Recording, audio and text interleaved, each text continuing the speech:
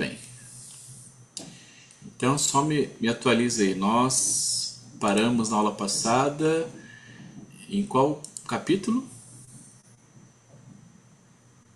Eu acho que a gente parou, a gente fez o 11 e ficou para fazer o 12. Se eu não me engano, corrijam se eu estiver errada. O 11 foi Yoga da Visão da Forma Universal. Arjuna contempla a forma cósmica de Krishna, vendo simultaneamente criação, preservação e dissolução. É verdade, nós paramos aí mesmo. Muito bem. Hoje nós vamos dar continuidade a partir do capítulo 12. E aqui no capítulo 12, que vamos ter dentro de toda a Gita, muito provavelmente o principal capítulo que deu origem aos Vaishnavas, né? Deu origem à ordem Hare Krishna, bastante conhecida no Ocidente, né? Por quê? Porque aqui vai nascer aquilo que os Vaishnavas acreditam ser o principal tipo de yoga, né? Que é o yoga da devoção, que é o yoga religioso, que é o yoga mais contemplativo, né? Aqui no yoga da devoção, a palavra bhakti sugere isso: devoção, entrega, fé, submissão, tá? É onde Krishna vai falar sobre o amor espiritual. Então, aqui a devoção transforma conhecimento em intimidade. Intimidade. E a reflexão que o capítulo nos dá é aquilo que a razão alcança com esforço, o amor alcança naturalmente. Neste capítulo, Krishna apresenta o caminho da devoção amorosa e da entrega espiritual como meio de união com o divino.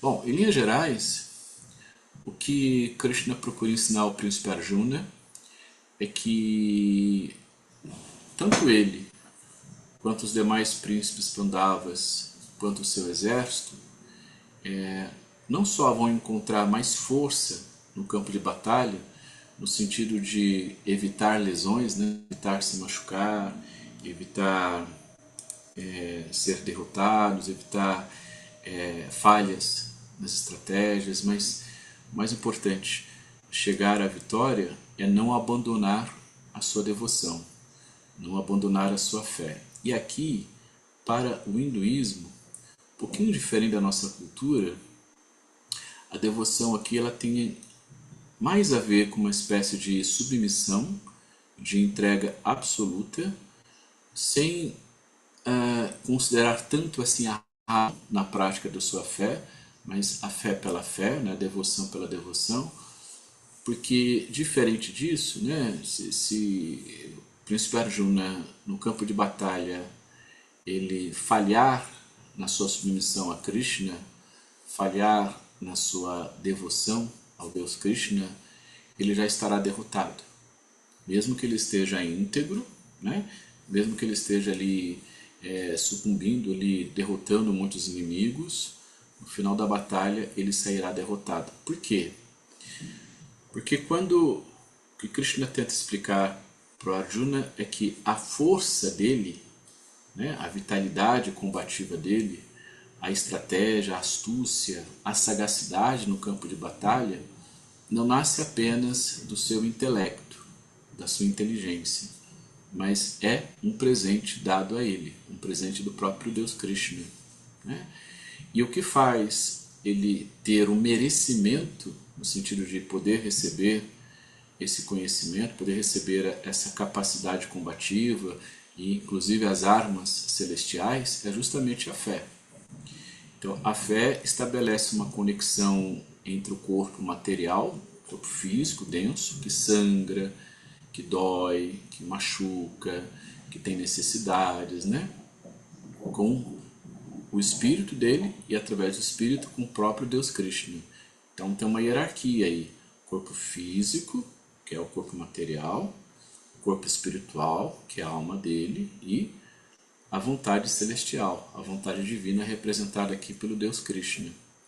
Então, em linhas gerais, o Bhakti Yoga ele nos ensina que não importa quão inteligente você seja, quanto dinheiro você tenha, quanto prestígio você possua, ou quanto poder você acredita ter, Se você não tiver fé e devoção, de nada adianta, né? Tudo isso pode parecer aos olhos de terceiros algo muito forte e poderoso, em certa medida é mesmo, né? Mas no seu íntimo, lá no fundo do seu ser, você terá ali uma sensação de esvaziamento, de que falta algo, e esse algo se torna o elo condutor e ao mesmo tempo a massa que unifica tudo aquilo que você acredita ter conseguido apenas pelos seus próprios esforços. Dito de outro modo, sem fé não há vitória, né? Sem devoção não há sentido na batalha. A batalha ela só tem sentido, ela só será abençoada, uma vitória, se ela for alimentada pela sua fé. Tá?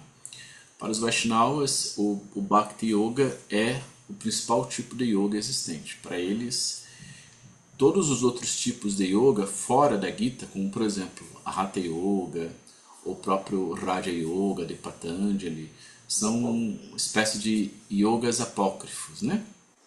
Yogas não reais.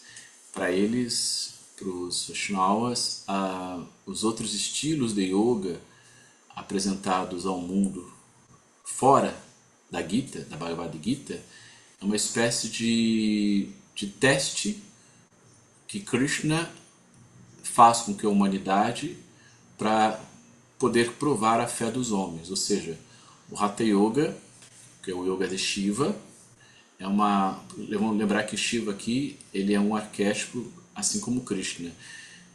Shiva é um dos 500 nomes de Krishna, podemos entender assim, né? Nós vamos ter na Trimurti Brahma, que é o princípio de tudo, o Deus Criador, Vishnu, que é o gerente, o Deus mantedor, né? Aquele que regula a ordem natural das coisas e a vida tal como nós a conhecemos, e Shiva, que é o destruidor. Então, Shiva tem tradicionalmente cerca de 500 nomes, né? E para algumas linhas espiritualistas, Krishna é um dos 500 nomes de Shiva. Mas Krishna aqui também é um avatar de Vishnu, um pedacinho do Deus Vishnu que vive no Sol e enviado à Terra. Então, Hatha Yoga, né? Criado por Gorakshanata e sistematizado alguns séculos à frente por Swami Swatmarama na obra Hatha Yoga Pradipika, e o Raja Yoga, criado por Patanjali, são yogas apócrifos, né? Yogas criados por Krishna para testar a fé dos homens. Se você evita ou ignora ou não quer praticar a Bhagavad Gita, mas vai praticar o Hatha Yoga, vai praticar o Raja Yoga, você não é digno das bênçãos dos céus, você não é digno das bênçãos de Krishna.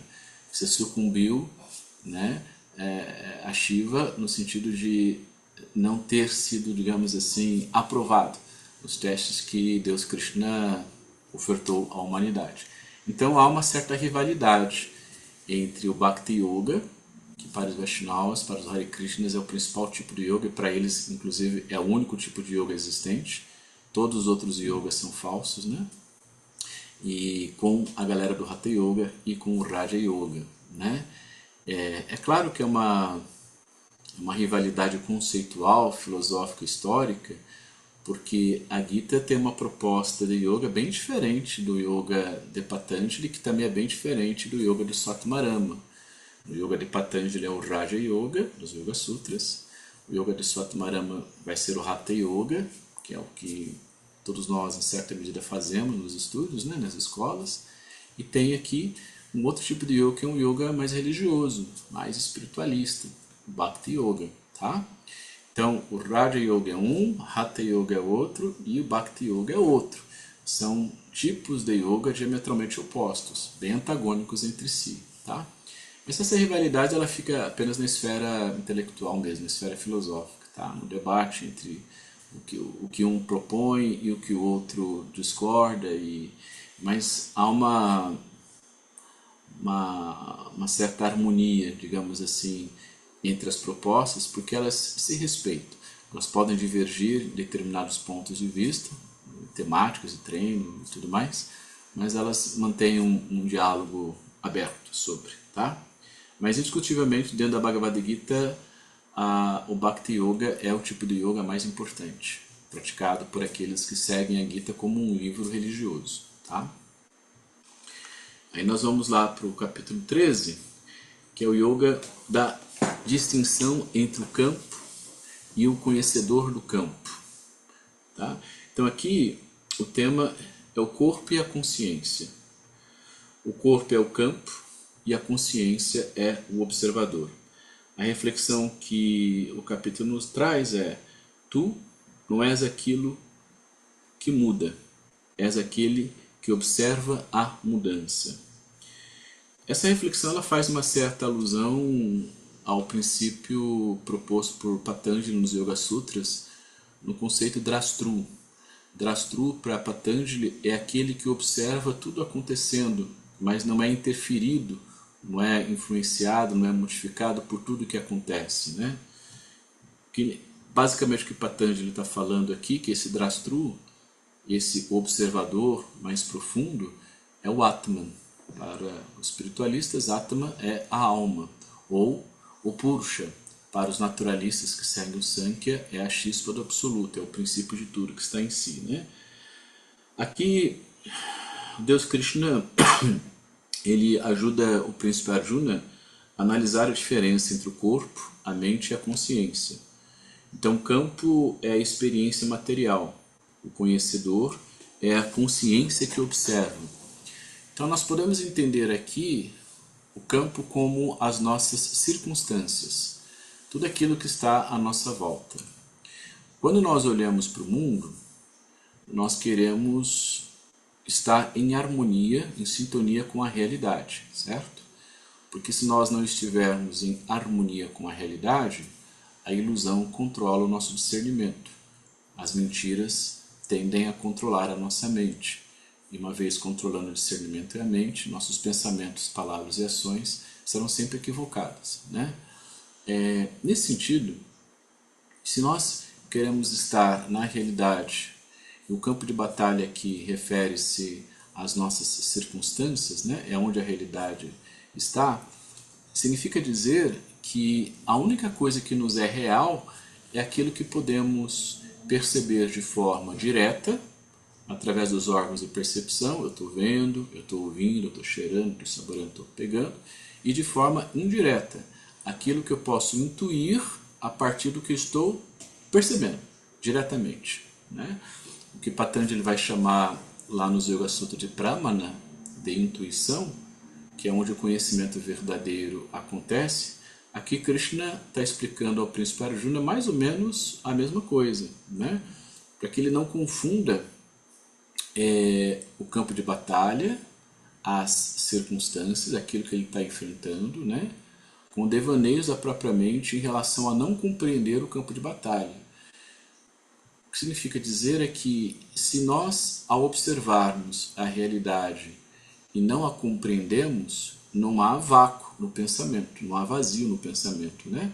Então o pensamento ele vai nos levar para um outro tipo de justificativa. E essa outra justificativa é o que nós chamamos de ilusões. Então a incapacidade de perceber a realidade tal como ela é, e não como nós gostaríamos que fosse, produz maya, produz ilusão. Ilusão nos leva ao sofrimento, nos leva às dores, nos leva à angústia, nos leva ao descolamento do nosso Dharma, a nossa verdade existencial. Então, na reflexão que tu não és aquilo que muda, ou seja, você não é o resultado das suas ações em relação ao mundo que você interfere, né? Mas é aquele que observa a mudança, ou seja, você tem o seu corpo como um instrumento para agir no mundo, certo? Mas o seu corpo não é você e muito menos aquilo que você faz no mundo também o é. Você é aquele que observa o seu corpo em movimento, o seu corpo agindo no mundo, o seu corpo trabalhando, o seu corpo estudando, né? Para que a sua consciência se estruture. E ao mesmo tempo que você observa isso, você também está observando os resultados dessa ação no mundo. E onde é que estão os resultados dessa ação no mundo? Elas começam nas suas circunstâncias, que é onde a sua realidade está. Pode ultrapassar as suas circunstâncias, as suas ações, quero dizer, né? Elas conseguem ir além das suas circunstâncias? Sim, mas de forma indireta que você não tem acesso. São as consequências dos atos que você produziu ali, Então, nós temos uma causa que produz um efeito, e esse efeito gera uma outra causa que gera um outro efeito, esse outro efeito gera outra causa que gera outro efeito, ou seja, é uma constante de causa e efeito que pode começar em você, mas você não tem o controle no que acontece lá na frente, fora das suas circunstâncias, fora da sua capacidade de discernimento, fora da sua capacidade de consciência, né? Então, quando o príncipe Arjuna ele entende que o corpo é um instrumento, é uma ferramenta que está a serviço do espírito, e este corpo a serviço do espírito produz consciência, e essa consciência nasce do diálogo entre o corpo e o espírito, diálogo este que nós chamamos de mente. A mente está conectando o corpo físico com o nosso espírito. Nesse diálogo produzimos consciência. Então há uma diferença entre o corpo como instrumento, né, a mente como um veículo e a consciência como um resultado. Então temos o veículo, né, temos o resultado, e disso tudo vai nascer aquilo que nós chamamos de ações. É muito próximo da analogia que fazemos com o karma, que eu falei anteriormente, dividido em 3 partes, né? O karma não potencial, o karma potencial e o karma ativo. O karma não potencial é quando você não decide, você não escolhe, você se deixa levar pela maré, pelas circunstâncias tais como se apresentam. O karma potencial é quando você está deliberando, está refletindo, está meditando, está pensando em decidir, né? Aí você decide fazer algo, é o karma ativo, é quando você lança a flecha, ou não decide, você continua deliberando, continua refletindo e volta lá para o karma não potencial. Então, quando a gente vai entender aqui corpo, mente e consciência, nessa tríplice análise do indivíduo, percebemos que há uma real diferença entre esses 3 pontos, tá? Entre essas 3 esferas da existência humana. Tem a esfera física, que é uma existência mais densa, imanente, material, onde o corpo é instrumento. Temos uma esfera um pouquinho mais subjetiva, que conecta o corpo com o espírito, que é o que chamamos de mente, é o que faz o diálogo. E o resultado desse diálogo, dessa harmonia, que é o que buscamos com o yoga, é o que produz consciência. E a consciência vai gerar sabedoria, vai gerar conhecimento, vai gerar expertise, vai gerar capacidade de lidar com o campo de batalha. O campo aqui são as nossas circunstâncias. Também podemos entender parte do campo como corpo. Eu já disse que o nosso corpo é constituído da mesma matéria-prima que tudo que está à nossa volta, né? Temos átomos, prótons, elétrons, nêutrons, né? Ou seja, tudo que está aí no mundo está em nós também. Então há uma espécie de simbiose imanente entre o corpo físico e o meio, tá? Mas é muito importante que se entenda que a ideia aqui desse capítulo, onde o tema é o corpo e a consciência, é que o diálogo estreito entre o corpo e a consciência produzido pela mente é o que nos ajuda a estar em perfeita sintonia com a realidade. Quando esse diálogo não ocorre adequadamente, nós não estamos em harmonia com a realidade. E repito, se nós não estamos em harmonia com a realidade, somos controlados por Maya, pelas ilusões. É o que produz sofrimento, dores existenciais, angústia, desconexando tudo aquilo que é valoroso na vida. Então é sobre este tema que o capítulo 13 está falando, tá?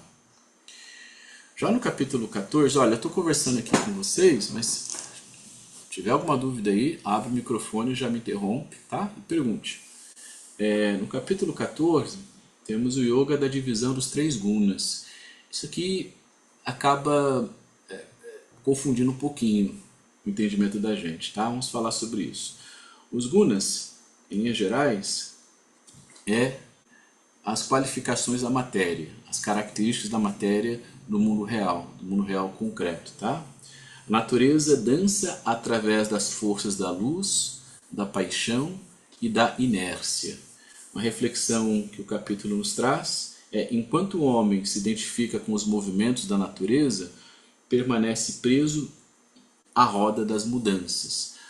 O que é essa roda das mudanças? É o samsara, tá? Para o hindu, dentro do pensamento, dentro da cosmovisão hindu, tá? Isso independente da religião hindu, independente se é filosofia, se é religião, se é ciência, não importa. Dentro do hinduísmo como um todo, se comunga a ideia que o hindu, ele nasceu, vai se desenvolver e morrerá para então renascer de novo dentro dessa roda da mudança, que é chamada de samsara. Nessa visão, todo hindu está fadado e condenado ao eterno renascimento. Morre, renasce, morre e renasce.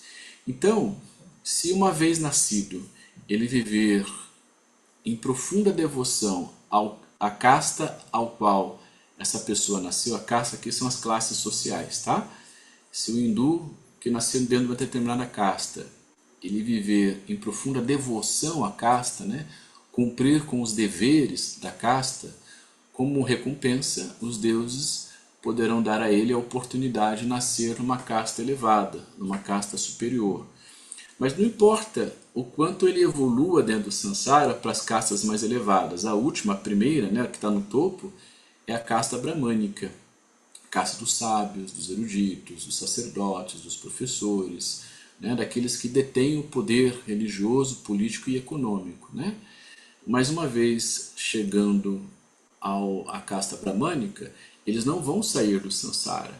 Eles precisam ficar lá para trazer novas almas para cima, para ajudar outras pessoas, não só a viverem em profunda comunhão com a casta ao qual nasceu, mas permitir, através de um treinamento adequado, nascer na próxima vida em uma casta elevada. Essa é a visão geral do samsara, tá? Mas personagens como Patanjali, sistematizador dos Yoga Sutras, criador do yoga filosófico, né? E Siddhartha Gautama, que foi o Buda histórico, propõe uma outra saída. A saída basicamente é se libertar do samsara, se libertar dessa roda de constante renascimento, sofrimento e morte. Renascimento, sofrimento e morte.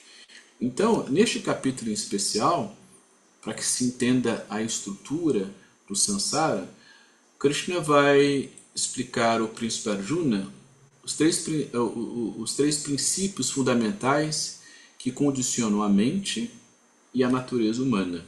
Tá? O primeiro princípio é o satya, harmonia e clareza. O segundo princípio é o rajas, agitação e desejo.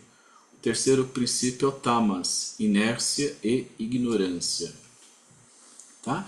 O primeiro aqui, satya, é o que nós na prática do yoga buscamos encontrar, que é um estado de afinidade com a realidade, né, de integração com a realidade, de discernimento intelectual e de clareza espiritual.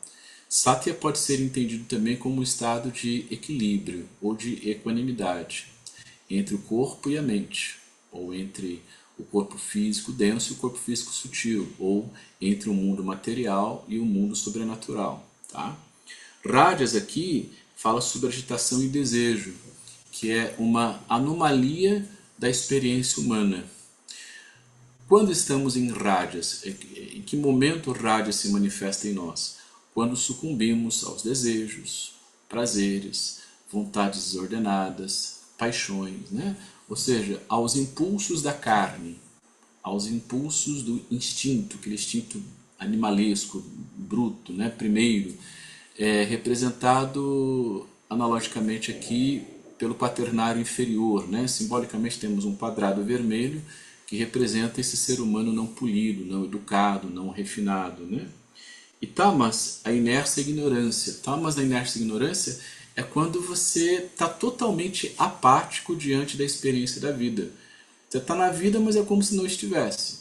Indiferente às coisas que acontecem à sua volta. Você está centrado apenas no próprio umbigo, né? Totalmente apático à experiência do mundo, as pessoas, a natureza, as circunstâncias. Né? Você meio que vai se deixando levar por tudo que está à sua volta. Você não interfere nem positiva e nem negativamente no processo. Você está ali. Né? E esse tipo de estado experiencial, ele é mais comum entre os seres humanos. Então há um certo movimento para o estado rajásico, né? onde você sai do tamas, desse estado de inércia, para uma entrega, uma devoção às paixões, aos desejos, aos prazeres e tudo mais. E claro, quando você fica transitando entre tamas e rajas, você não vai produzir satya, não vai produzir esse estado de equilíbrio, de integração, de afinidade com a realidade, né?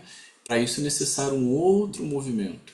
Mas, em linhas gerais, gunas, que são as qualidades da matéria, tudo que existe, ele pode ter uma força latente, né? Uma força que está em erupção, aqui representado por rajas, pode ter uma força dormente, tá? É algo não ativo, não despertado, não potencializado, representado por tamas, e pode ter um equilíbrio entre movimento e ausência de movimento, entre expansão e contração. Quando há esse equilíbrio entre expansão e contração, há o conceito satya. Expansão também pode ser entendido, expansão e contração. A expansão pode ser entendido como um movimento de agitação, né? Rajas, e um tipo de contração pela ausência do movimento que é assim, no universo não há ausência de movimento, tá? Não há a ausência de forma. Os budistas tentaram entender isso numa ideia de não forma. Na não forma há a forma. Tem um sutra que fala sobre isso, né? Se na não forma existe a forma, obviamente há alguma coisa ali, né? Então esse movimento de inércia que parece se contraindo, se fechando em si mesmo, também pode ser entendido como tamas, tá? Mas todos nós temos uma espécie de comportamento bioenergético, né? Comportamento imanente, físico, assim, tendencioso para um desses três estados. A gente não fica o tempo todo num só, a gente vai estar transitando entre eles. Tem determinados momentos que a gente está mais tamásico, né? Mais inerte, mais acomodado, dentro da nossa zona de conforto, sem querer se mover muito, sem ousar muito, sem tentar muito, sem fazer coisas novas, sem decidir, não estudo, não treino direito, trabalho meia boca, vou levando ali aquela vidinha corriqueira. Isso é um estado tamásico, tá? Mas eu posso me propor, e como acontece muitas vezes, a um movimento mais enérgico, né? Não sei exatamente no que esse movimento vai me levar, nem em que esse movimento vai me levar, mas eu me proponho a fazer, me proponho a agir, me proponho a me movimentar. Eu vou estudar algo novo, eu vou aprender algo novo, eu vou enfrentar ali um oponente, vou falar para o meu chefe as verdades que ele precisa ouvir, né? Aí a gente vai estar no estado mais rajásico, né? De mais energia, e energia esta que é movida pelo desejo de fazer algo ou ser algo, né? E nesse movimento todo a gente tem estados também de certa estabilidade, mas não é uma estabilidade no sentido de inércia, é um equilíbrio que me mantém conectado com a realidade. Isso é importante, porque às vezes a gente pode confundir satya com tamas, o estado satívico com o estado tamásico, né? Satya aqui é o verdadeiro equilíbrio, tá? É a verdadeira equanimidade, é aquela sensação de estabilidade, tal como o Patanjali nos Yoga Sutras vai chamar de asana, né? Toda postura precisa ser firme e confortável. Eu estou firme e confortável ali, não estou largado de qualquer jeito, né? Se eu estou largado de qualquer jeito, eu estou tamásico, mas se eu estou firme, estou estável, eu estou satívico, tá? Então, esses três pontos que estão sempre flutuando na matéria, no mundo real, né? Não existe um que é predominante o tempo todo, tá? Assim como na cosmovisão chinesa tem aquela representação do yin e do yang, né? Duas vírgulas que se entrelaçam. Dentro do yin tem um pouquinho do yang, dentro do yang tem um pouquinho do yin. Ou seja, dentro da força positiva tem um pouquinho da força negativa, dentro da força negativa tem um pouquinho da força positiva. Todo homem tem um pouquinho da mulher, toda mulher tem um pouquinho do homem. Por aí vai. Na cosmovisão hindu, não são dois elementos que mantêm o equilíbrio, são três, que é Satya, Rajas e Tamas, tá?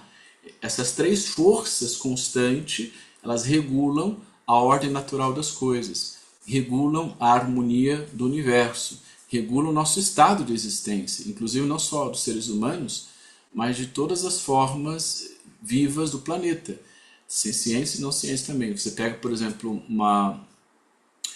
árvores, montanhas, pedras, todas essas formas de vida, essas formas de existência material, elas estão nesse processo entre Satya, Rajas e Tamas, né? Uma pedra, antes de ficar tamásica, ela foi rajásica, ela foi produzida, ela foi construída. Fogo, erupção, né? Enchentes, secas e tudo mais, vai formando, pum, estabeleceu o negócio, né? Quando você vê um equilíbrio na natureza, então você está vendo ali um estado satívico. Quando você vê uma tempestade destruindo tudo, é um estado rajásico. Quando você vê, por exemplo, a ausência de vida, houve uma certa estagnação, como no meio de um deserto, é um momento ali, é um estado tamásico. E esses três estados da matéria, eles estão presentes em nós também. Então, eles estão sempre sendo manifestados, tá? Então, o que Krishna está explicando para o príncipe Arjuna aqui é para que ele não só perceba como esses estados, como esses gunas se manifestam nele, né? Mas em que momento um dos três gunas precisa estar mais ativo ali, mais latente, para determinadas estratégias no campo de batalha. A gente não pode ser, obviamente, o tempo todo rajásico, nem tamásico, né? Mas temos que buscar entre rajas e tamas o satya, a estabilidade, o equilíbrio. Mas, como bem sabemos, para que haja equilíbrio é necessário o movimento. Não existe equilíbrio na ausência do movimento. E esse movimento está justamente em rajas e tamas, tá? Para que satya se estruture. É que nem andar de bicicleta. Para você conseguir andar de bicicleta, se equilibrar na bicicleta, você precisa estar em movimento. E mesmo que você tenha bastante habilidade na bicicleta, pare e fique se equilibrando ali em cima, sem andar com a bicicleta, para você poder se equilibrar, você vai fazendo pequenos movimentos ali, não é? Micro movimentos ali para poder estabilizar, para poder equilibrar. Assim é a nossa vida, tá? Então, há momentos que a gente tem que ser mais rajásico, há momentos que a gente tem que ser mais tamásico, e tudo isso para poder manter o máximo possível a presença de satya, né? Ou seja, um estado satívico, né? Um estado de estabilidade, de equilíbrio, de segurança. Mas, de fato, nada e ninguém é estável o tempo todo. É impossível isso. Dentro dessa lei universal, dentro dos três estados da matéria, aqui apresentado como gunas, é impossível ser satívico o tempo todo. Tá? Para que haja satya, tem que haver rajas e tamas. Tá bom?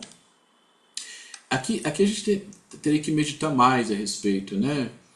Porque na reflexão que Krishna traz ao príncipe Arjuna, né, enquanto o homem se identifica com os movimentos da natureza, né, por que o homem se identifica com os movimentos da natureza? Porque ele é movido pela natureza. Se ele sente fome, ele tem que buscar alimento para se alimentar. Né? Se ele sente sede, ele tem que buscar água para se alimentar. Se ele tem desejos, ele tem que buscar satisfazer esses desejos. Se ele tem dor, ele tem que buscar uma forma de aliviar a dor. Se ele tem sono, ele tem que buscar um lugar para que ele possa dormir. Enfim, essa constância na presença da experiência humana ocorre porque existe movimento. E esse movimento só existe porque há natureza, né? E uma vez que o indivíduo se percebe como parte desse movimento constante da natureza, né, ele está preso à roda das mudanças, ele está preso ao samsara. Então o exercício aqui proposto por Krishna Príncipe Arjuna é, de certa forma, se propor a mover-se menos, digamos assim, por essas forças naturais. É como nadar contra a correnteza. O que seria nadar contra a correnteza? Não se deixar levar tanto pelo processo de entrega, de submissão, de devoção a tudo aquilo que o desejo, o prazer, a vontade, as paixões o levam a fazer na vida, né? Você tem fome? Tá, vamos fazer um pouco de jejum então. Isso deixará você mais forte. Você tem sede? Beleza, vamos segurar um pouquinho então, para você poder controlar a sua respiração. Se você tem dor, vamos aprender a suportar a dor, para que você possa lutar mais bravamente no campo de batalha, né? E por aí vai. Então, tudo aquilo que é naturalmente convidativo ao ser humano para rapidamente satisfazer os próprios desejos, aqui Krishna está convidando o príncipe Arjuna a não sucumbir tão facilmente, a produzir um certo desconforto para a própria experiência da vida, né? A gerar no seu dia a dia ali, no seu treinamento, até no campo de batalha, situações propositalmente não confortáveis, porque dessa forma você se tornará mais forte. É igual treinar. Estou lá fazendo asanas, a maior parte dos asanas que fazemos, principalmente aqueles que são mais desafiadores a nós, ou seja, os mais difíceis, eles produzem um certo desconforto, não é? Produz uma certa dorzinha, uma certa recusa, mas a constância em fazê-los irá converter fraqueza em fortaleza. O que é difícil hoje se tornará fácil amanhã. Então não existe outra forma de evoluir enquanto ser humano, enquanto indivíduo, se não abraçar determinados sofrimentos, determinadas dores dentro de um ambiente controlado, né? Sem os excessos, obviamente, que possa corromper a sua vida, mas dentro de um ambiente controlado. Tá? Dessa forma, na visão de Krishna, faz com que o príncipe Arjuna não sucumba tão facilmente ao samsara, tá? A roda de renascimento, sofrimento e morte. Que é curioso, porque se Krishna sugere isso ao príncipe Arjuna, ele está sugerindo uma espécie de comportamento rebelde, né? Ou seja, o príncipe Arjuna está sendo ensinado a se rebelar contra o próprio samsara, né? Contra a própria natureza, né? Que a natureza, obviamente, ela não nos perdoa, ela é impiedosa, ela sempre se impõe mais cedo ou mais tarde, tá? Mas é importante a gente entender esses três conceitos, esses três gunas, Satya, Rajas e Tamas, como parte da experiência da vida, tá? No capítulo 15, aqui nós vamos ter o Yoga do Ser Supremo. O tema é a árvore da existência. O mundo é comparado a uma árvore cujas raízes se encontram no invisível. Interessante isso, né? A reflexão que Krishna nos traz aqui é: quem busca apenas os galhos perde as raízes. Quem encontra as raízes compreende toda a árvore. Olha que interessante. Krishna aqui explica a transcendência da alma e utiliza a metáfora da árvore invertida da existência humana. A árvore invertida, né? É claro que materialmente isso é impossível, né? Uma árvore nunca vai começar a nascer pelos galhos, nasce sempre pela raiz, né? Aqui a simbologia aqui é para que a gente entenda o contexto daquilo que Krishna está apresentando. O que se refere a essas raízes no primeiro momento? A nossa história, a nossa biografia, né? Não só a biografia atual de você enquanto um ser humano, mas a biografia da sua espécie, ou dos seus ancestrais, ou da sua família. Ou seja, é olhar para o passado com gratidão e devoção. Sem esse passado, e grande parte do passado nós desconhecemos, a gente conhece só uma pequena parte do nosso passado, né? Daquilo que se refere aos nossos ancestrais, nós não existiríamos. Então não importa quão difícil tenha sido a história dos seus ancestrais, quão complicada tenha sido, com seus erros e acertos, você precisa ter profunda gratidão a isso, porque sem isso você não existiria, você não estaria aqui. E quem não reconhece as próprias raízes, o próprio passado, não produzirá bons frutos. Galhos não irão crescer, frutas não irão nascer, né?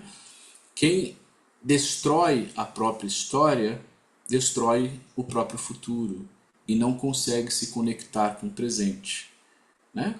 Nesse sentido, podemos entender que não é o futuro que nos puxa para ele, mas sim o passado que nos empurra para o futuro. Né? E cada instante é um presente, é uma dádiva, por isso que se chama presente, nesse processo contínuo de desenvolvimento, de comunhão com algo maior que a nossa individualidade, que é a própria realidade, em função daquilo que você nasceu para ser e realizar no mundo, seu propósito, seu dharma, né? Aquilo que confere sentido à sua própria existência. Então, quando olhamos para tudo aquilo que nós hoje sabemos, compreendemos e aprendemos, não veio do nada, né? Alguém teve que pensar, alguém teve que lutar, muitos tiveram que morrer, para que tudo aquilo que nós acessamos hoje pudesse ser acessado da forma como acessamos. Do contrário, isso não aconteceria. Então, quando olhamos em profundidade para a nossa biografia, consciente, inconsciente, né? Nosso corpo aqui, nossa vida aqui, os nossos ancestrais, o nosso país, o nosso idioma, a nossa história, enfim, aquilo que nos define como uma identidade, como um povo, como uma cultura, nós podemos entender muitas das angústias que atormentam nossa mente. E ao mesmo tempo, podemos ser profundamente gratos a tantas maravilhosas conquistas que nos trouxeram até aqui. Então há uma conexão verdadeira com a realidade concreta da nossa história, do nosso passado. Porque o passado, por mais que seja algo que nós contamos dentro da nossa cabecinha, a nossa história, né? É algo que a gente conta dentro aqui da nossa cachola, é um reflexo de uma realidade concreta que já está estabelecida. Uma folha que caiu de uma árvore, ela não descai mais, ela não volta para a árvore, ela caiu e esse registro já está na estrutura da realidade. Está lá. Assim como toda a sua biografia já está registrada na estrutura da realidade. Então, quando nós olhamos para isso em profundidade, é como se invertêssemos, pegássemos as raízes que estão dentro da terra, que nós não enxergamos, nem sabemos a profundidade dela, né? Nós invertêssemos e agora no mundo visível, no mundo consciente, onde há sol, onde há luz, eu posso perceber em detalhes todas as nuances dessas raízes, pelo menos no imaginário, né? Porque aqui é uma simbologia, né? E uma vez fazendo isso, os frutos e os galhos se estruturam na terra, que vão produzir novas sementes, novas raízes e novas árvores. Mas uma coisa é verdade, e está bem clara aqui nesse capítulo, né? Se a gente não compreende a história humana, a começar pela nossa própria, nós não conseguimos nos conectar com o transcendental. Temos uma dificuldade muito grande porque a nossa imaginação, o nosso discernimento fica tão limitado, tão preso ao mundo material, e realmente acreditamos que o mundo é só isso que está aqui, tudo que eu posso ver, pegar, comprar, produzir e tudo mais, e que eu não tenho nenhuma obrigação, nenhum dever moral com os meus ancestrais, com os meus pais, avós, bisavós, tataravós e tudo mais, né? Nenhum dever moral com o meu país, com o idioma ao qual eu falo, com os valores aos quais norteio aqui a nossa sociedade, a nossa cultura. É como se eu estivesse descolado disso tudo, fosse autossuficiente. Porque essa é a sensação que o indivíduo tem quando ele não olha para a sua biografia com devoção, comunhão.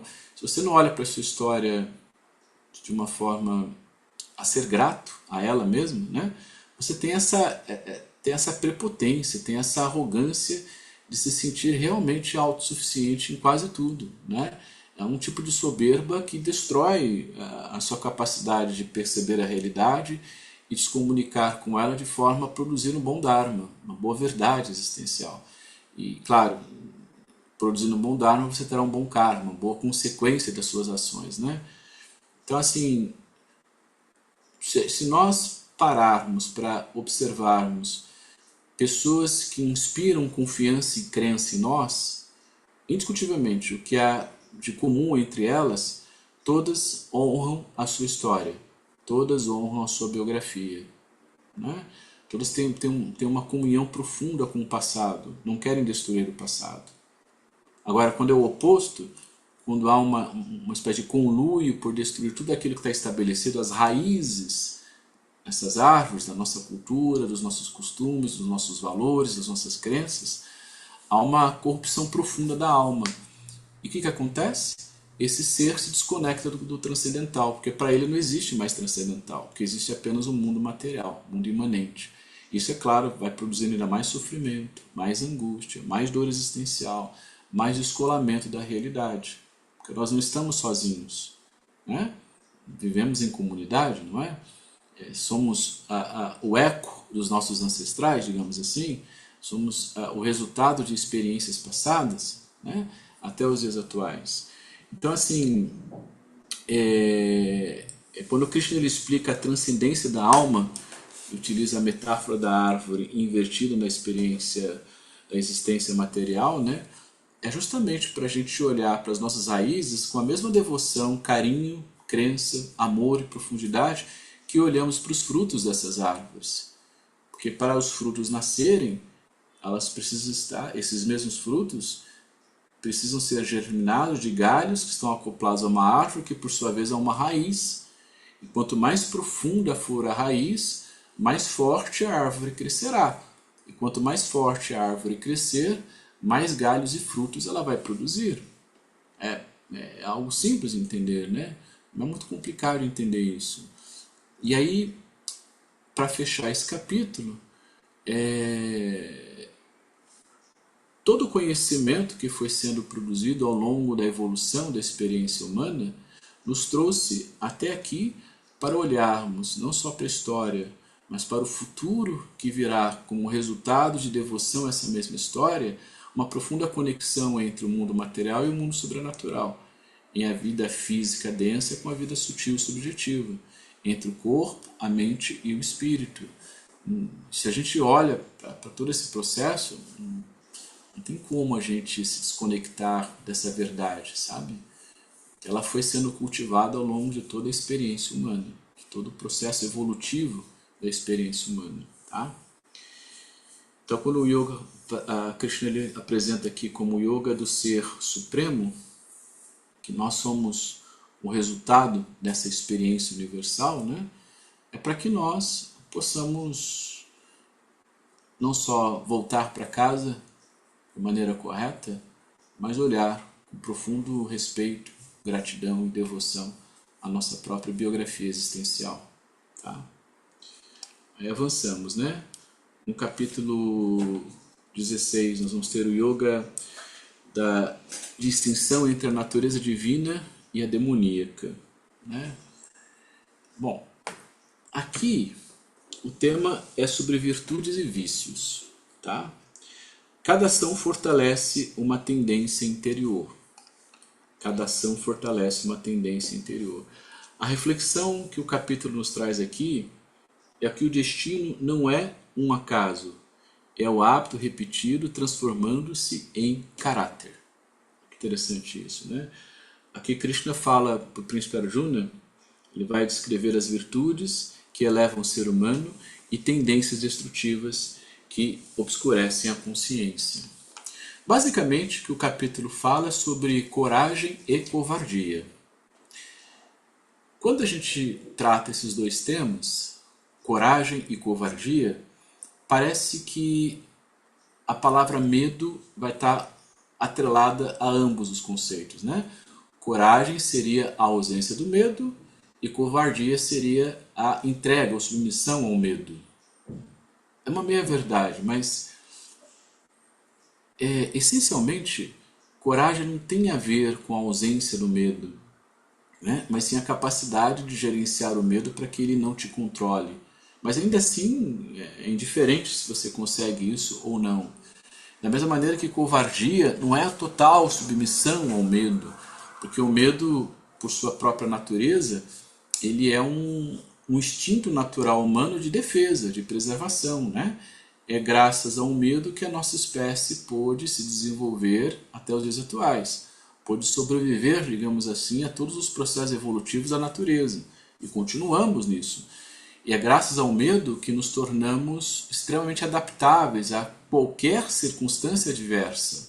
O medo ele tem, claro, uma capacidade de nos travar, se ele é muito exacerbado e nos controla, mas ele também tem a capacidade de despertar, ou melhor, de nos fazer encontrar respostas, saídas, resolver problemas, né? E é realmente uma dinâmica natural da experiência humana de defesa, de proteção. Então, um pouquinho de medo não faz mal a ninguém, pelo contrário, faz bem, porque sem medo nossa espécie já teria se explodido, digamos assim, já teria acabado no planeta, né? Mas aqui, o que Krishna ensina ao príncipe Arjuna é a diferença básica entre coragem e covardia. O que é uma pessoa corajosa? É uma pessoa que cultiva virtudes, persegue virtudes, né? O que é uma pessoa covarde? É uma pessoa que se entrega aos vícios, né? Que se submete aos vícios, que vive apenas em função dos próprios vícios existenciais. Então, cultivar a coragem é cultivar uma virtude diametralmente oposta a um vício correspondente. Por que isso? Porque toda virtude nasce de um vício. Para sermos facilmente controlados pelo vício, a gente não precisa de esforço algum. É só deixar a própria natureza se manifestar em nós e nós sucumbimos aos vícios existenciais com muita facilidade. Agora, para uma vida virtuosa, não. Uma vida virtuosa é necessário o esforço de uma vida inteira. Toda virtude que você tem hoje, se ela não for cultivada, desenvolvida, manutenciada, você a perde amanhã. E ao perder uma virtude que você tem que se esforçar o tempo todo para mantê-la, você se conecta com o vício contrário, né? Se você é uma pessoa que se esforça para ser justa, se você simplesmente para de cultivar a justiça, você se torna alguém injusto, né? Se você é uma pessoa que se esforça para ser prudente em todas as suas ações, pensamentos e palavras, se você simplesmente deixar de ser imprudente, não precisa fazer nada. Você automaticamente se torna imprudente. E por aí vai, né? Todas as virtudes elas precisam ser realmente cultivadas. E a coragem nasce daí. Então, quanto mais virtuoso você se torna, mais corajoso é. Tá? Quanto mais facilmente você sucumbe aos vícios, mais covarde você se torna. Então, a natureza divina apresentada aqui por Krishna está alicerçada nas virtudes humanas. E a natureza demoníaca da condição humana está alicerçada nos vícios, desejos, paixões, vontades desordenadas. Tudo aquilo que nos puxa para baixo, que nos mantém colados, digamos assim, à terra, né? A gravidade mais densa, né? Então,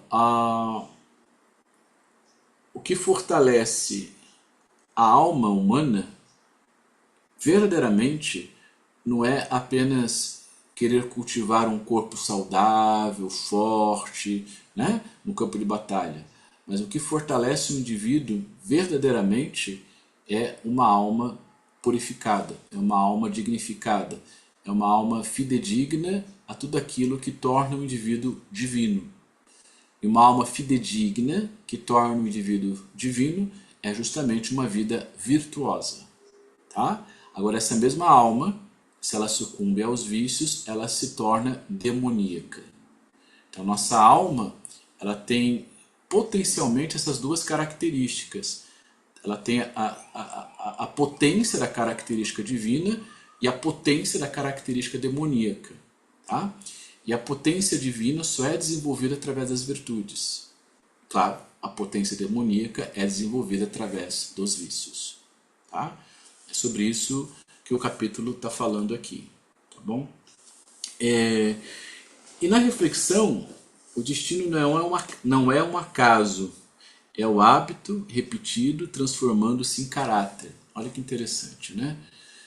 Nós já aprendemos que controlamos 2/3 do nosso destino: karma ativo, karma não potencial, karma potencial, karma ativo, né? Então nós controlamos 2/3 do nosso destino. E nos tornamos, a partir daí, aquilo que repetimos em nossos pensamentos, palavras e ações, né? Então, todo hábito produz um condicionamento. Mas todo hábito, para se estabelecer, ele precisa se alimentar de uma repetição de comportamento. Então, aqui, o destino aqui a gente pode entender como um comportamento constante, né? Aquilo que gera uma impressão maior, né? Um imprint maior na nossa experiência de vida, nossa experiência humana, né? Então aquilo que você vai repetindo com bastante frequência, mesmo que de maneiras diferentes, mas substancialmente a mesma coisa, aquilo vai moldar o seu caráter, né? O que a gente pode entender por caráter, né? É aquilo que é inflexível. Então, quando a gente fala assim, a pessoa ela tem mau caráter, né? Ou seja, pensamentos, palavras e ações dela são inflexíveis para aquilo que não é bom. Ela está firme, está convicta naquilo que não é correto, não é adequado, não é justo, não é prudente, por aí vai. Então é uma pessoa de caráter duvidoso, ou mau caráter mesmo, né? Uma pessoa de bom caráter é uma pessoa prudente, uma pessoa justa, uma pessoa virtuosa, porque o caráter é aquilo que não se flexibiliza, ele é reto, ele é constante. Pode ser para o mal, pode ser para o bem, né? Então aquilo que você repete constantemente em seus pensamentos, principalmente seus pensamentos, tende a se transformar num hábito.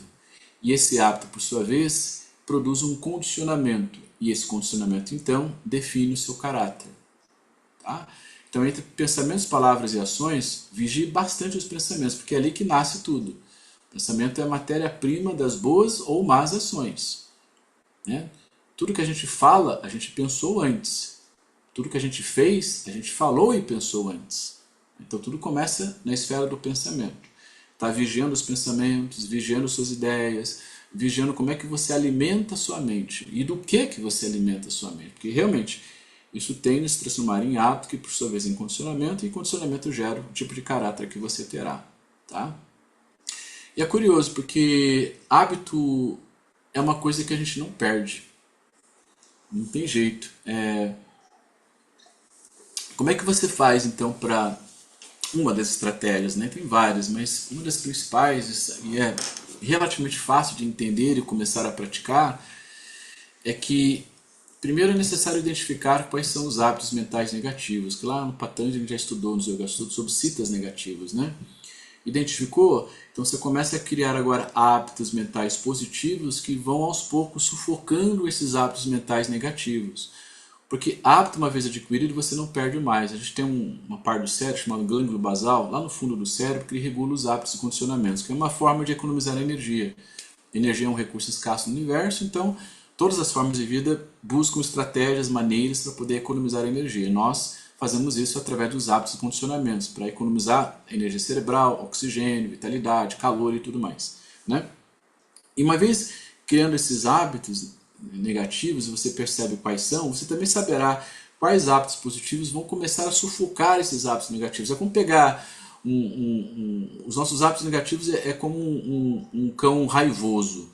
Mas esse cão raivoso ele é tipo um Highlander, ele não morre, sabe? Não importa o que você faça com ele, ele não morre. Então, você tem que aprender a colocá-lo dentro de um quarto escuro, trancado, sem água, sem comida, sem ninguém acessar. Então, como é que você tranca esse cão raivoso dentro de um quarto escuro? Você vai ter que fechar esse quarto com hábitos positivos, né? Por isso que alguém que seja viciado em drogas, né, em álcool, enfim, qualquer tipo de adicção, né? Ela não vence aquilo assim pela vontade apenas. Ela tem que criar hábitos no dia a dia para poder sufocar aquele desejo, aquela vontade, aquela pulsão, né? Então tá lá, uma pessoa que é alcoólatra, ela tem que fazer de tudo para não estar em ambientes onde o álcool ali é facilmente acessado, né? Até ela poder ter controle sobre e entrar no lugar sem sucumbir ao vício, vai demorar bastante tempo. Ela vai ter que criar muitos outros hábitos para poder sufocar aquilo, mas o hábito está lá. E o gatilho é muito fácil, você sucumbir e cair a um vício de comportamento, né? Então aqui o movimento, né, de Krishna em relação ao príncipe Arjuna é fazê-lo entender que ele precisa produzir hábitos que sejam verdadeiramente eficazes no campo de batalha para que ele vença seus inimigos. Do contrário, ele sairá derrotado, mesmo acreditando ser forte ou capaz de conseguir vencer. Ele precisa transformar a ideia, o querer, o pensamento em uma ação efetiva. Ou seja, hábito, condicionamento, logo gera um caráter. Aquilo que não flexibiliza, aquilo que fica, permanece como um padrão de comportamento do indivíduo. Tá? É disso que o capítulo está falando aqui. E no capítulo 17, nós temos o yoga da divisão dos 3 tipos de fé. Um capítulo interessante, né? O tema aqui é a qualidade da crença. A fé revela a natureza profunda daquele que a sustenta. A fé revela a natureza profunda daquele que a sustenta. A reflexão aqui fala a respeito daquilo que veneras. Dize-me aquilo que veneras e eu te direi quem estás te tornando. Olha que interessante, lembra muito uma passagem das Escrituras que diz assim: me diga com quem andas que direi quem és. Né? Ou seja, o que Krishna está explicando a Arjuna aqui é que a fé, os hábitos e as práticas espirituais são classificados conforme os 3 gunas.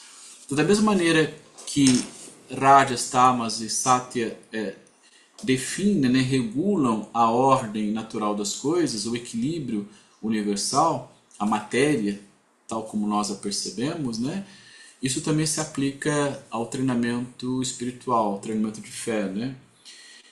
Você pode ter uma prática espiritual morna, digamos assim, uma prática espiritual mais radical, não no sentido de raiz aqui, mas do extremo mesmo, ou você pode ter uma prática espiritual estável, equilibrada. E nessa visão, qual é o melhor tipo de fé? Qual seria o melhor tipo de prática espiritual? Aquela que produz bom discernimento, conforto no coração e sustentação na realidade. Por que bom discernimento? Você tem que equilibrar fé e razão. A fé sem a razão, ela é manca, ela é falha. Da mesma maneira, a razão sem a fé, ela também não se sustenta na realidade. Isso é comum a quase todas as religiões, viu? Então, o que é aliar o discernimento correto? Né? Repito, e vou repetir isso sempre, é poder estar em comunhão com a realidade. A boa razão é aquela que está dialogando de maneira pacífica e harmoniosa com a realidade. Mesmo que esse diálogo seja turbulento, contrário às suas convicções, aos seus desejos, aos seus achismos, a algumas crenças bem peculiares, né? Não tem problema.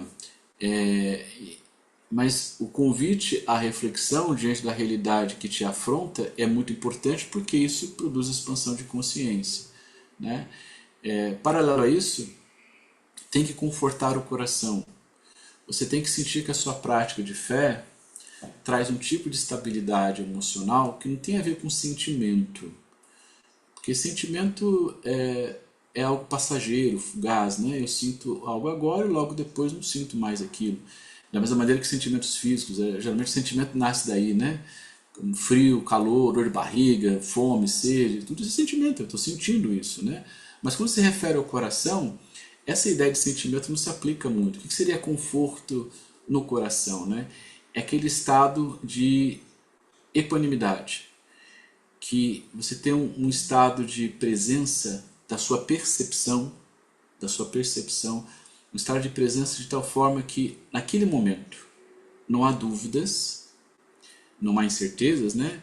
Não há medos, não há oscilações, não há inseguranças, não há passado e não há futuro.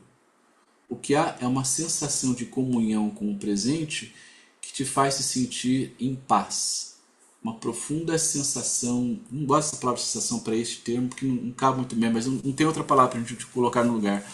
Mas é aquela percepção de paz interior profunda. E essa mesma paz interior profunda, ela promove uma outra percepção de serenidade emocional, como se as suas emoções estivessem equânimes agora, né? E claro, essa fé verdadeira, uma vez praticada, ela te dá segurança existencial, te dá sentido existencial, ela sacraliza a sua vida, sabe? Então não pode ser uma fé muito morninha, né? Muito tamásica, muito assim, para conveniência social, tipo quem vai à igreja vai porque minha família vai, os amigos vão, o que a sociedade vai falar se eu não for, né? Ali dentro faz lá os seus ritos, no seu templo, na sua igreja, na sua tradição religiosa, mas fora não cumpre com nada daquilo que é professado dentro daquela tradição religiosa ao qual você está. Mas também não pode ser muito radiásico, né? Aquela coisa radical, do extremismo, né? Essa é a forma correta de agir, e se não agir dessa forma é o meu inimigo, tem que ser perseguido, tem que ser rechaçado. E a gente está vendo hoje no mundo exemplos de extremismo religioso sendo praticados, que é exatamente isso, né? É a prática da fé de forma radiásica, muito intensa, né? E não é no sentido radical de raiz aqui, mas de extremo mesmo, né? A boa prática da fé, a boa prática religiosa, a boa prática espiritual é a prática satívica, aquela que está equilibrada, estável. Nem morna, nem meia boca e nem ao extremo, né? Tem que ter aquele estado de paz mental, serenidade emocional, conforto lá no fundo do seu coração, correto discernimento sobre a realidade. Essa é a boa prática da fé. E é sobre isso que Krishna está falando no Príncipe Arjuna aqui. O Príncipe Arjuna, às vezes, ele sofre no campo de batalha de um excesso de moralidade, né? Um excesso de conduta dentro das regras, né? E Krishna deixa bem claro que determinadas regras existem para serem quebradas ali no campo de batalha, que se elas forem seguidas tal como a regra define, ele perderá, né? Ali tem as estratégias, artimanhas, que mantém o princípio da regra, mas de uma outra forma ele vai subvertê-la, né? É curioso isso. Krishna ele aparece ali como um grande estrategista militar, fazendo o príncipe Arjuna rever determinados pontos de vista em relação às próprias crenças, os próprios valores, a própria maneira de cultivar a sua fé no campo de batalha. Fé que ele possa vencer a qualquer custo, né? Ou independente do que ele faça, por ele estar seguindo o Dharma, por ele estar seguindo determinadas doutrinas, determinadas regras, ele não precisa temer perder no campo de batalha, que é um outro erro também, né?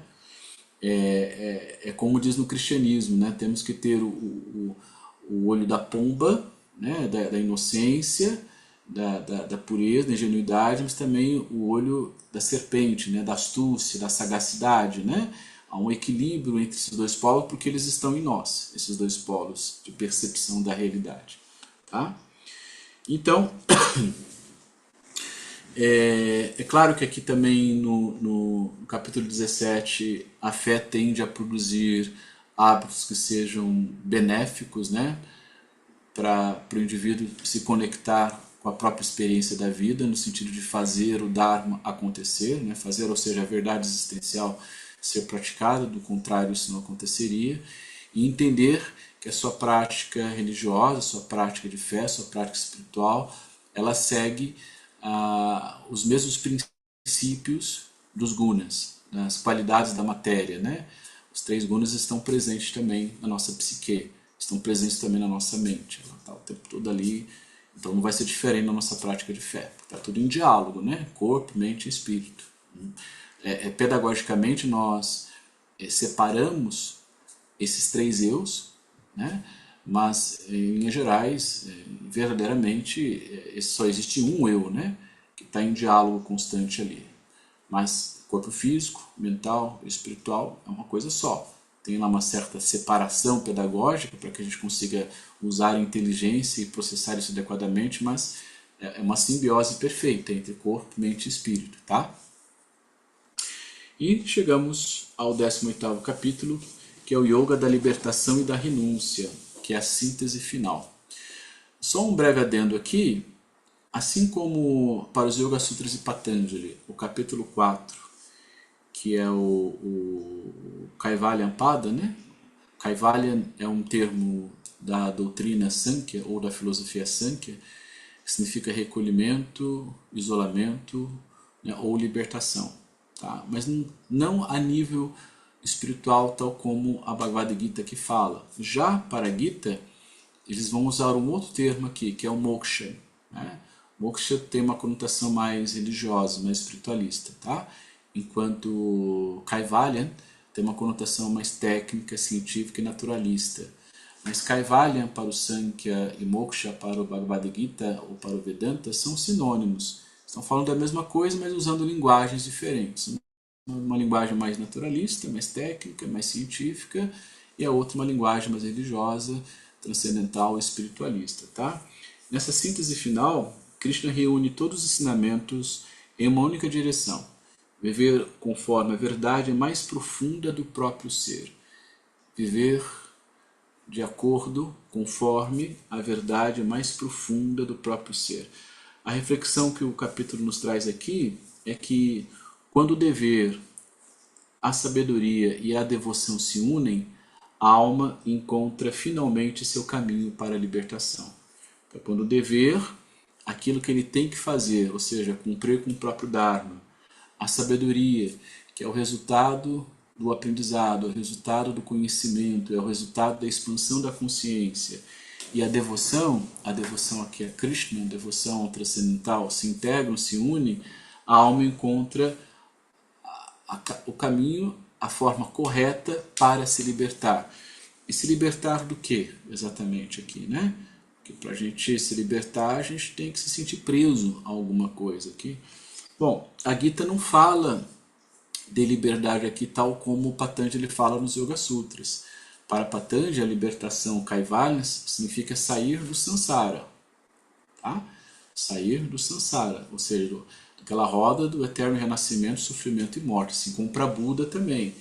Libertação é sair do samsara. Aqui na Gita não. Você não sai do samsara. Você continua. O que você vai se libertar aqui, né? Você vai se libertar de toda angústia, de todo o sofrimento, de toda a miséria existencial, de não ser capaz de viver pelo próprio dever. O que é viver pelo próprio dever? Viver pelo Dharma. Então, se você não vive pelo Dharma, se você não cumpre com o seu dever, a sua vida é miserável. A sua vida não vale a pena. É uma vida desperdiçada. Né? Então, é nesse sentido aqui que a reflexão nos convida a pensar. No capítulo final, a síntese da obra de Krishna reúne todos os ensinamentos anteriores e Arjuna supera sua confusão interior, recuperando discernimento e firmeza para agir conforme o seu Dharma. Né? Percebe que a palavra discernimento e firmeza, sem discernimento correto, não há firmeza de ação. E claro, sem firmeza no cumprir o dever, não vai haver correto discernimento sobre o que é esse dever. Né? Então, discernimento, que é uma palavra que no sânscrito recebe o nome de viveka, viveka que vem de discernir a partir do objeto e então contemplar a realidade. Discernir a partir do objeto observado e então contemplar a realidade. Né? É essa capacidade que te traz a convicção, a certeza, a firmeza para agir de acordo com o Dharma, independente das circunstâncias. Independente de onde você esteja, se você está com pessoas ou não, se você está forte ou fraco, se você tem energia ou não, independente em que lugar você esteja, está numa zona de conforto ou não, está numa área inimiga ou não, ou seja, é independente de qualquer coisa fora de você.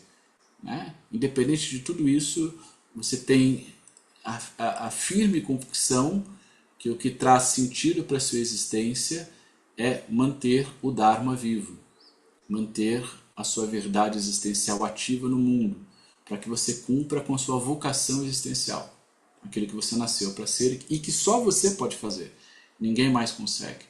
Então, se nós realmente estamos buscando sentido existencial, aquilo que traz valor à própria experiência da vida, que nos faça sentir parte de algo muito maior que nós mesmos, mas antes disso, traga aquela sensação, ou melhor, aquela percepção, aquela certeza de realização pessoal é somente através do cumprimento do dever, do cumprimento do próprio Dharma. Tá? Quando você sufoca isso para se adequar a conveniências alheias, você não só sufoca o seu Dharma, que é aquilo que te traz autoridade existencial, mas vai produzir como resultado muito sofrimento, angústia e dor para si mesmo, se iludindo, se anestesiando, achando que aquilo é bom para você. Né? Que muito do que nós consideramos ser bom para nós é na verdade uma espécie de anestésico, de alucinógeno, né? Que nos é ofertado, jogado o tempo todo por circunstâncias alheias a nós. Né? E temos que tomar muito cuidado com isso. Ter a autoridade para discernir corretamente sobre a realidade. E essa autoridade nos é dada pelo Dharma, tá? Pela nossa vocação interior, pela nossa verdade interior. Beleza? E assim concluímos a Bhagavad Gita. Muito bem. Perguntas? Abra o microfone e me perguntem, por favor. E aí, meninas? Tem Então, dúvidas? O que vocês acharam? Comentários. Eu achei que é um conselho de vida que o yogi é muito importante, né? A gente tem que sintetizar isso dentro de nós e ajuda muito a enfrentar o dia a dia e a conhecer a si mesmo. Eu achei assim, para mim, por exemplo, que tem ansiedade, eu sofro muito com as coisas que vão acontecer, com o sofrimento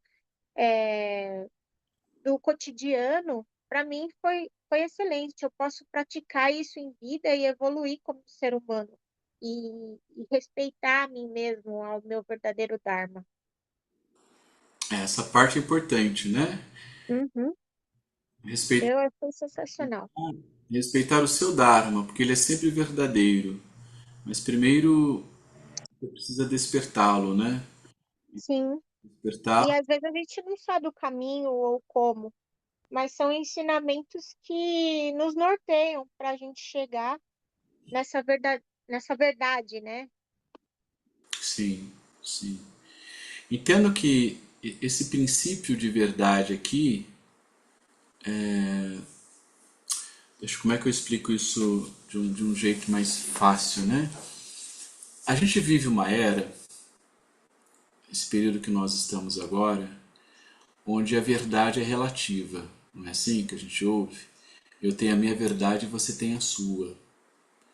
Então, se eu tenho a minha verdade e você tem a sua, significa apenas uma coisa: a verdade única não existe, ou uma verdade maior é inexistente, né? Mas isso é falso, tá? A verdade existe, ela é latente, ela nos conecta com a realidade, e uma parte dessa verdade latente que nos conecta com a realidade é o que o yoga vai chamar de Swadharma, Swadharma, Swadharma, que aí sim é a sua verdade vocacional. Né? Essa verdade vocacional, uma vez desperta, ela te conecta com uma verdade maior. Essa verdade maior é muito ampla. A gente consegue apreender apenas alguns aspectos dela.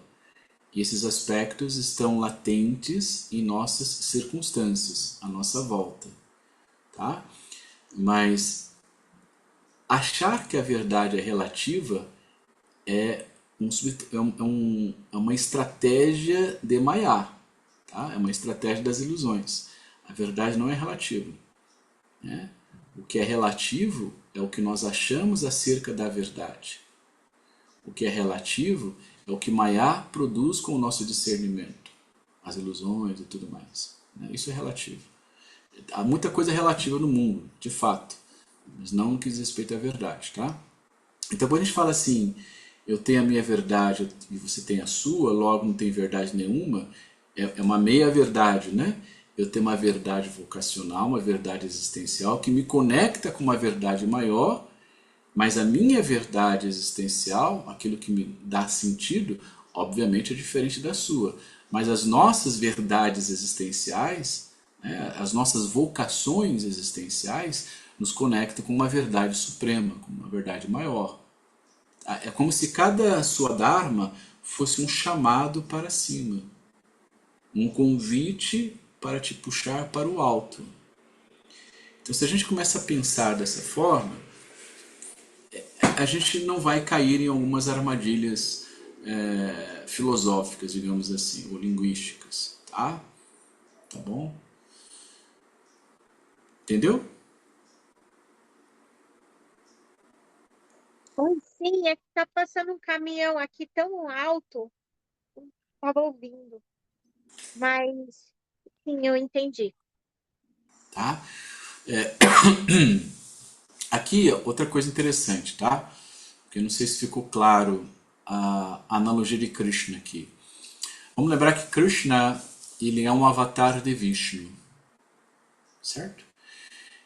Vishnu simbolicamente mora no Sol. O Sol alimenta a vida na Terra. Krishna é um emissário de Vishnu. Portanto, Krishna é um avatar de uma verdade superior, de uma verdade maior. Krishna é o representante da verdade na Terra, dentro daquilo que a nossa capacidade de compreensão é capaz de acessar. Mesmo Krishna, que é onipotente, onisciente e onipresente, ainda assim ele representa apenas um pequeno aspecto de toda a estrutura da realidade, dentro daquilo que a capacidade humana pode compreender a partir do que ele fala. Aí fica assim. Então, assim, então Krishna representa uma parte, um aspecto da estrutura da realidade. Krishna representa um discurso da verdade. Né? Que discurso é esse que Krishna representa? Da dialética, do equilíbrio, porque é através da dialética, do confronto dos contraditórios, que nós conseguimos acessar a verdade.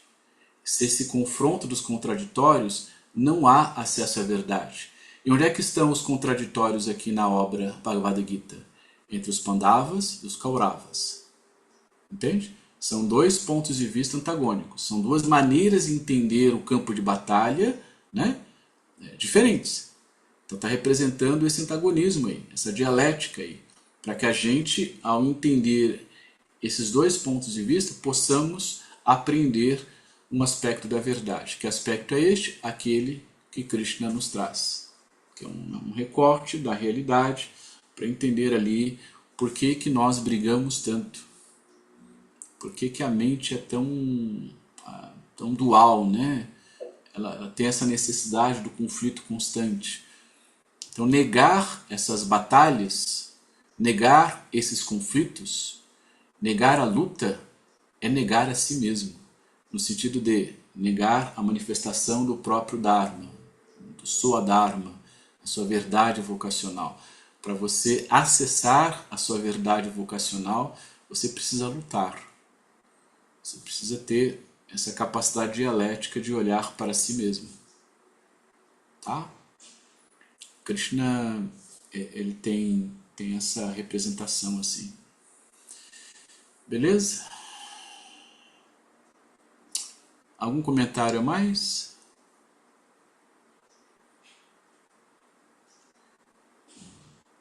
Nenhuma perguntinha? Ali no finalzinho eu deixei alguns conceitos centrais, tá? Na Gita em sânscrito. O Dharma como dever, ordem cósmica, propósito correto, né? Karma como ação e suas consequências, Atman como o eu profundo ou a alma, Brahman como a realidade absoluta ou o princípio de tudo, o começo de tudo, Yoga como adequação, e aqui na Gita tem uma conotação de integração, de afinidade, de união espiritual, né? Moksha como a liberdade espiritual, né? Samsara, que é o ciclo de nascimento e morte. Bhakti refere-se à devoção, né? Ou à prática religiosa, a devoção profunda a Krishna. Jnana, que é o conhecimento verdadeiro, conhecimento intuitivo ou conhecimento espiritual. Jhana como meditação, aqui na Gita também pode ter a conotação de intuição linear, de presença do conhecimento primeiro, conhecimento perfeito diante de um objeto. Gunas, que são qualidades fundamentais da matéria, da natureza, que também ah, são latentes, estão presentes em nossa psique. Tá? Samyasa, que é a renúncia interior, né? Que vai dar origem ao samyasi, que é o retirante, aquele que renuncia o mundo. E samadhi, como absorção meditativa profunda, podemos entender como vivificação, iluminação, autoconhecimento por excelência. Tá? E assim, portanto, concluímos o canto do Senhor. Então é isso, minha querida. Espero que tenha sido interessante aí os dias que a gente conversou sobre os capítulos. Eu procurei resumir cada um deles dentro de uma visão mais prática, mais filosófica, né? No sentido aplicável mesmo para o cotidiano da gente. Tá? E qualquer dúvida que vocês tiverem, por favor, coloquem lá no grupo. Tá bom? E seria bom se vocês pudessem voltar depois, com um tempinho, rever as aulas e ir acompanhando no PDF para assimilar melhor tudo isso. Tenta encontrar uma sequência, né, de raciocínio desde o capítulo 1 até o 18º capítulo. Porque é uma sequência de raciocínio para vocês irem entendendo como é que Krishna vai formulando a narrativa para o príncipe Arjuna. Tá bem? Então é isso aí. Obrigado pela presença. Professor, a próxima aula vai ser o quê? Eu tenho que ver na agenda que eu não sei agora de cabeça. É, porque vai ter, como é que chama? É férias? Sim, recesso? Hã? Você vai... Vai ter recesso? Não. Vocês querem férias? Não? Não, é só para perguntar mesmo, só talvez, para... talvez uma única segunda, porque vai ser férias escolares. Ah, mas mês que vem, né? Vai ser férias escolares do meu filho, mais novinho, Valentim. Eu vou fazer algumas coisinhas com ele. Mas acho que uma única segunda-feira apenas. Mas no decorrer não. Tá bom. Tá bom? Mu- Qualquer coisa Muito obrigada. eu que agradeço. Uma boa noite para todo mundo. Boa noite. Nos vemos. Tchau, tchau, gente.